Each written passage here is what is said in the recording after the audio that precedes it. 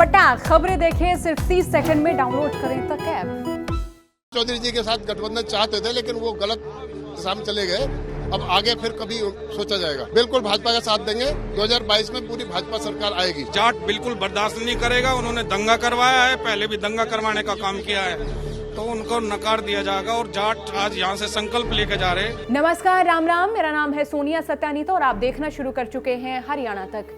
क्या आपको लगता है कि उत्तर प्रदेश फिलहाल ऐसी परिस्थितियों में है जहां बीजेपी के लिए जीतना काफी महत्वपूर्ण है, क्योंकि यूपी का सिंहासन अगर बीजेपी के हिस्से नहीं रहा तो सत्ता डावाडोल हो सकती है। बीजेपी के नेता अब प्रचार कर रहे हैं, दौरे कर रहे हैं और आपने कई जगह की तस्वीरें देखी होंगी जहां जनता ने उनका खूब विरोध किया है। यहां तक सिराथू में यूपी के उप मुख्यमंत्री केशव प्रसाद मौर्य का भी महिलाओं ने विरोध किया। अब जब सिंहासन पर बैठना है तो आसपास के मजबूत सेनापतियों से और दूसरे राजाओं से संधि तो करनी ही पड़ेगी, और संधि भी वहां होगी जहां तख्त पर बैठे राजाओं के लिए, मंत्रियों के लिए नाराजगी है। और यूपी में फिलहाल ये पश्चिमी यूपी में देखने को मिल रहा है। बात किसान आंदोलन की करें या फिर किसानी से जुड़े तमाम मुद्दों की करें तो वहां बीजेपी के लिए खासी नाराजगी देखने को मिली है। अखिलेश यादव और जयंत चौधरी के गठबंधन के बीच से वोट लेना बीजेपी के लिए चिंता बन गया है, और ये साफ साफ देखने को भी मिल रहा है कि खुद केंद्रीय गृह मंत्री और बीजेपी के चुनावी चाणक्य कहे जाने वाले अमित शाह को जाट नेताओं के साथ बैठक करनी पड़ी।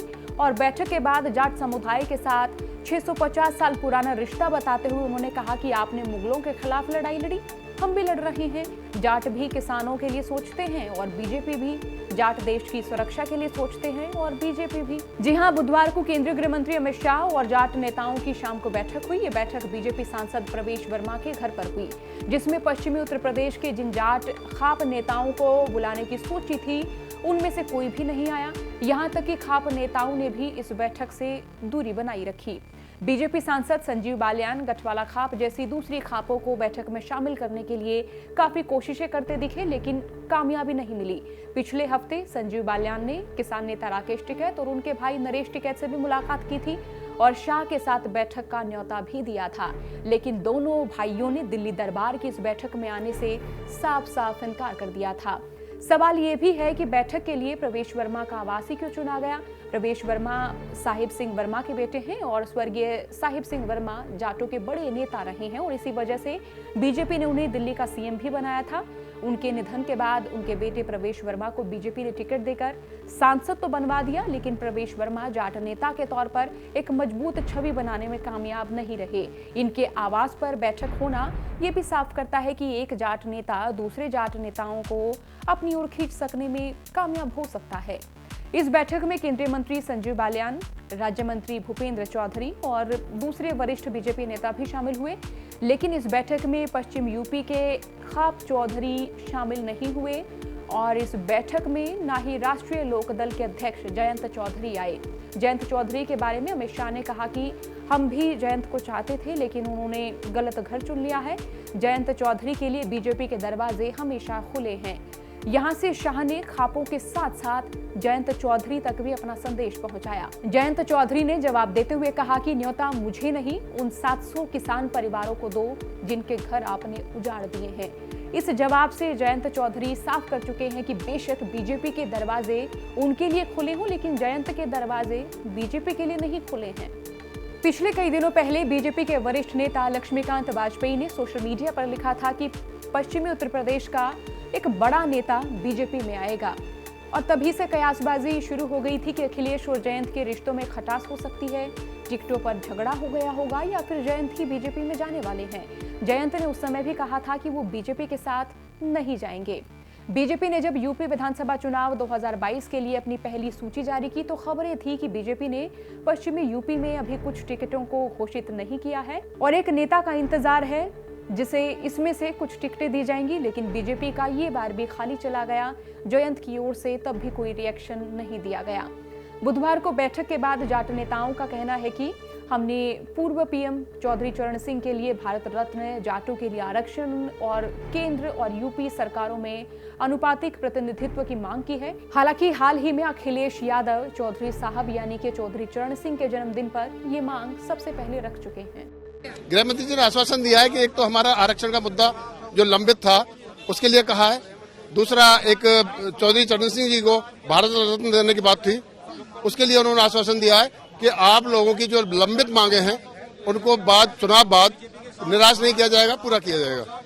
और जयंत चौधरी के बारे में भी कुछ कहा है? जयंत चौधरी के बारे में कहा कि वो गलत गठबंधन के साथ चले गए हैं, कोई बात नहीं, आगे फिर उनको देखा जाएगा। अच्छा, तो वो गठबंधन चाहते थे जयंत चौधरी? जी हाँ, जयंत के साथ जयंत चौधरी जी के साथ गठबंधन चाहते थे, लेकिन वो गलत दिशा में चले गए। अब आगे फिर कभी सोचा जाएगा। जो जाटों की मांग थी, किसानों की मांग थी, उसका जो कमी अभी रह गई है उनको अभी घोषणा पत्र में लागू करेंगे और उनको पूरा करेंगे। कौन सी मांगों की बात हुई? जैसे गन्ना पेमेंट की जो सबसे बड़ी समस्या थी, उसमें गृह मंत्री जी से आश्वासन दिया है कि उनको अभी जो कम हुआ है उसको हम संपूर्ण रूप से पूरा करेंगे।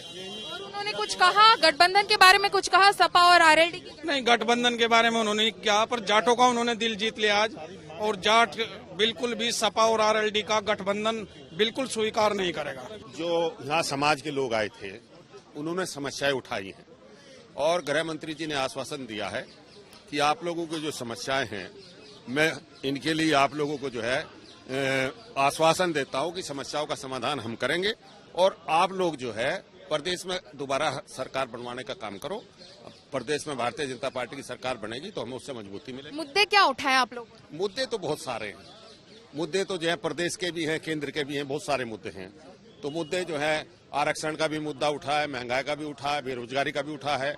इसके अलावा प्रदेश में जो है गन्ना भुगतान का मुद्दा भी उठा है, गन्ने के कम रेट का मुद्दा उठा, आवारा पशुओं का मुद्दा उठा है, बिजली का ज्यादा रेट होने का भी उठा, बहुत सारे मुद्दे उठे हैं।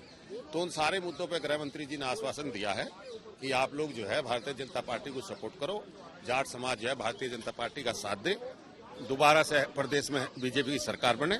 आश्वासन है, इस सरकार में महिलाओं का सम्मान है, हम सुरक्षित हैं, महिलाओं का सम्मान होता है। पिछले इलेक्शंस की तरह भाजपा को भी इस बार भी सपोर्ट मिलेगा आपका? क्यों नहीं मिलेगा? सारे जो आपके मुद्दे हैं, रिजर्वेशन को लेके, गन्ना किसानों के मुद्दे जो हैं, सब कुछ उन सब पे आपको लगता है कि आप आश्वासित हो कि भाजपा इस पर काम करेगी? बिल्कुल बिल्कुल। तो वही बैठक के बाद अमित शाह ने जाट नेताओं से अपील की 2014, 2017 और 2019 की तरह एक बार फिर से बीजेपी की झोली भर दी। शाह ने कहा कि अगर कोई शिकायत है तो उनसे झगड़ा कर सकते हैं, लेकिन पार्टी से कोई नाराजगी ना रखी जाए। अगर डांटना है तो बाल्यान के साथ उनके घर चले जाएं, लेकिन वोट गलत जगह डालने की गलती मत करना। शाह ने ये भी कहा कि क्या आप अखिलेश को फिर से लाएंगे? क्या आप सुरक्षित महसूस करते हैं? क्या आप चाहते हैं कि हमारे जवान वापस जेल में हों? यूपी चुनाव में बीजेपी को 2014, 2019 और 2017 के चुनाव में जाट समुदाय का काफी समर्थन मिला, लेकिन समाजवादी पार्टी ने दावा किया है कि जाट जो मुख्य रूप से किसान हैं, जो इस बार बीजेपी को वोट नहीं करेंगे। उत्तर प्रदेश विधानसभा चुनाव फरवरी और मार्च 2022 में 7 चरणों में होंगे। वोटों की गिनती 10 मार्च को होगी, लेकिन फिलहाल जयंत चौधरी अपना जवाब दे चुके हैं और खापों की ओर से भी रुख स्पष्ट कर दिया गया है। अब नजरें सिर्फ और सिर्फ वक्त पर टिकी हुई हैं। आपका इस मसले के बारे में क्या सोचना है, क्या कहना है, हमें कमेंट कर जरूर बताएं। साथ ही हरियाणा की तमाम खबरों के लिए बने रहिए हरियाणा तक के साथ। राम राम, नमस्कार।